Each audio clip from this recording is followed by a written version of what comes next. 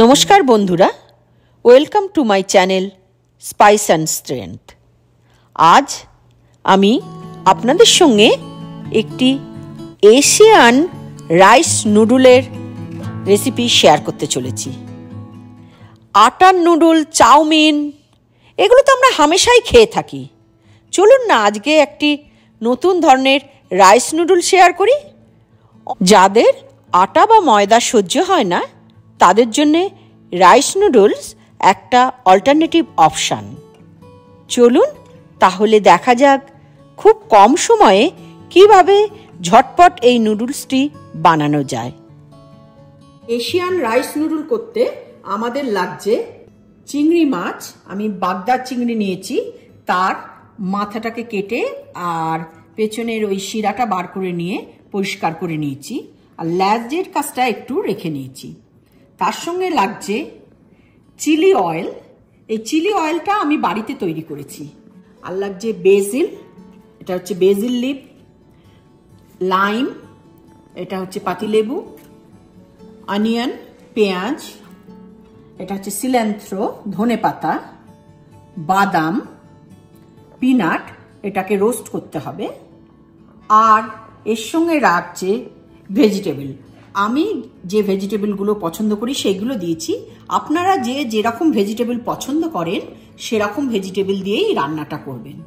আমি দিয়েছি এখানে bell pepper, red, orange bell pepper, এটা হচ্ছে পেঁয়াজ পাতা, পেঁয়াজ কলি। দেখুন এখানে ক্যানাডাতে না পেঁয়াজ কলি পাওয়া যায় না, এটা আমার বাড়ির গাছে হয়েছে, তাই আমার খুব শখ হলো এই রান্নাটাতে আজকে বাড়ির গাছের পেঁয়াজ কলিগুলো আমি দিই।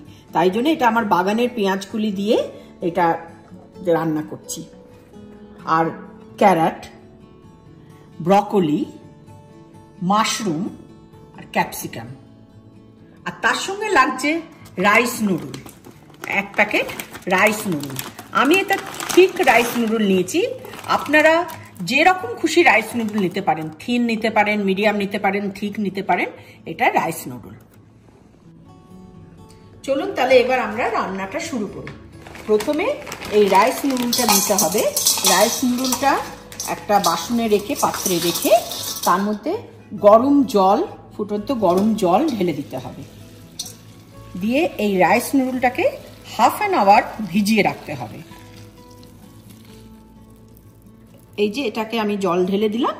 এরপর এই রাইস নুডলটাকে আমি হাফ অ্যান আওয়ার কভার করে ভিজিয়ে রাখবো। যতক্ষণ রাইস নুডলটা ভিজছে ততক্ষণ আমরা সবজিগুলোকে কেটে নিই, ভেজিটেবলগুলো আমরা সমস্ত স্লাইস করে নিই। তো প্রথমে ক্যারটটাকে স্লাইস করব।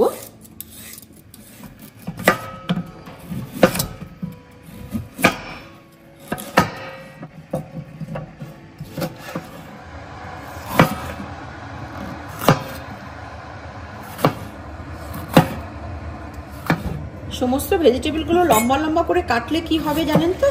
নুডলসের সঙ্গে দেখতে খুব ভালো লাগে। নুডলসটাও লম্বা আর ভেজিটেবলগুলোও লম্বা স্লাইস।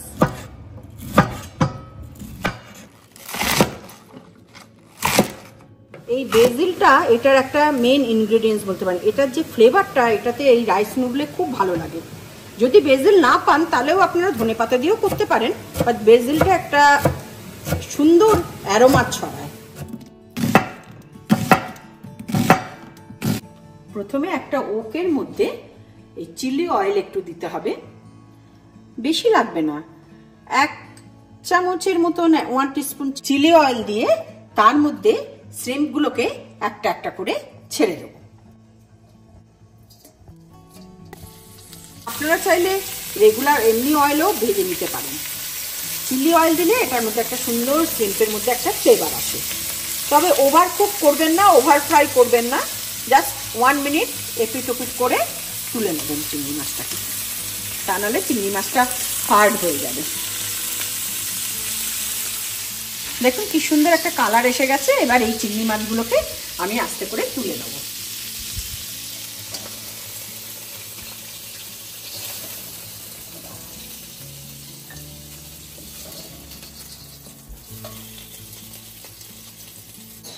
নুডল একদম রেডি। ভিজে গেছে, ভিজে একদম সুন্দর হয়ে গেছে। আমি এখন এটাকে স্ট্রেন করে নিচ্ছি। এবার ওই কড়াইতে আর একটু চিলি অয়েল দিয়ে ওর মধ্যে একটা একটা করে সবজি আমি একটু ভেজে নেব।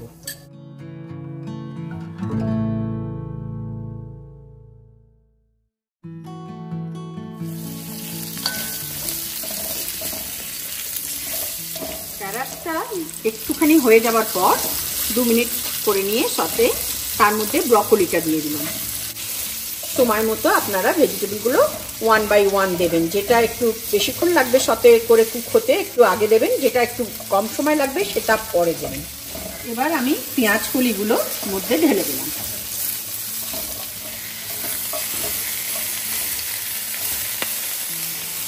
এবার বেল পেপার, ক্যাপসিকাম সব দিয়ে দিলাম এর মধ্যে।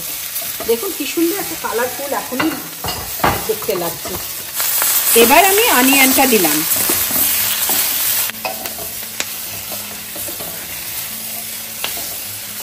এখানে আমি সায়াটিকা মাশরুমটা ঢালছি। আপনারা যে কোনো মাশরুম দিতে পারেন, আবার নাও দিতে পারেন। আপনাদের যেরকম মাশরুম ইচ্ছে সেটা দিতে পারেন। তা আগেও বলেছি, আপনাদের যে ভেজিটেবল ভালো লাগে, আপনারা যে যে ভেজিটেবল ভালোবাসেন সেই ভেজিটেবলগুলো দিয়ে দেবেন।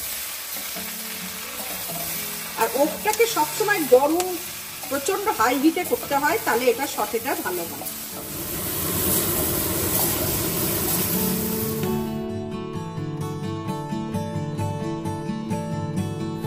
এবার আমি নুডলসটা মিশিয়ে এটাকে ভালো করে ওপর নিচে করে নিচ্ছি। আর একবার চিলি অয়েল খানিকটা এর মধ্যে ছড়িয়ে দেবেন।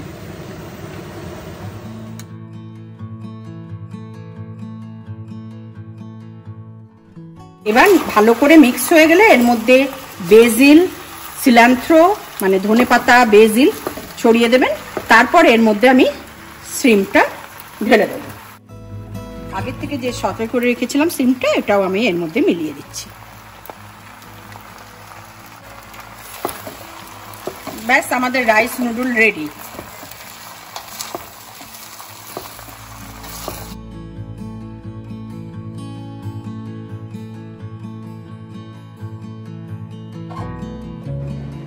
আমাদের নুডলস রেডি। এখন আমরা প্লেটে সার্ভ করব।